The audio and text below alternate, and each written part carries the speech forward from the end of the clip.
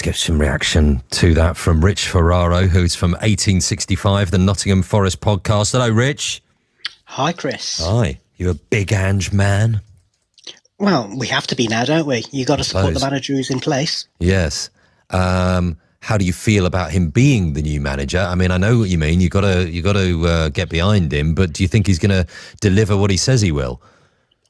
Well, okay. So first things first is factually, yeah, he has won a trophy at every club he's been at, so that's not a bad start.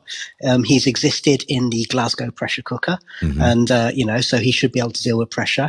He knows what he's getting into by working for Evangelos Marinakis, and if he doesn't, then he must have been living under a rock for the last few years. But crucially, he'll also know that means that those expectations are really, really high. So for all that he'll talk things. Look, let's be honest, okay? Yeah, press conferences with managers. Yeah, press conferences with managers, post-match interviews with players. Always have a feeling of, well, they would say that, wouldn't they? Yes, of course. That's the nature of the beast, isn't it? How would you feel if you went and won the Europa League but came 17th in the Premier League? You know what? I'd be delighted. A trophy. We haven't had a trophy for a long time. We haven't been in Europe for 30 years. It would be amazing. Yeah. Well, look, it's Real Betis, isn't it? That's the opening game back in Europe. Less than a fortnight's time.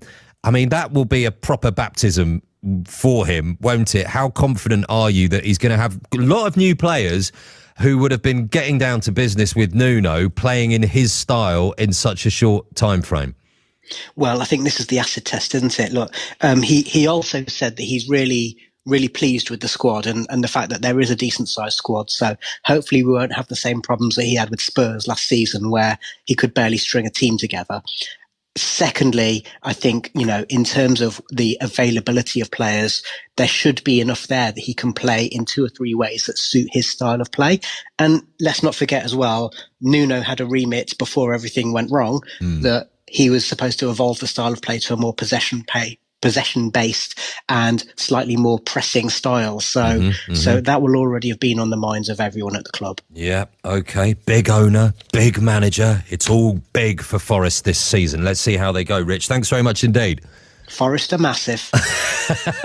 And that's a fact. Put it better than me, mate. Thank you very much indeed, Rich Ferraro from 1865, the Nottingham Forest podcast. I got the impression he wasn't that happy with the change of manager. You think? But they got to go with it, haven't they? What his words exactly. This is it. Got to get on with it. Got to get on with it. But I like the fact, 17th last season. That's where Spurs finished, obviously. Yeah.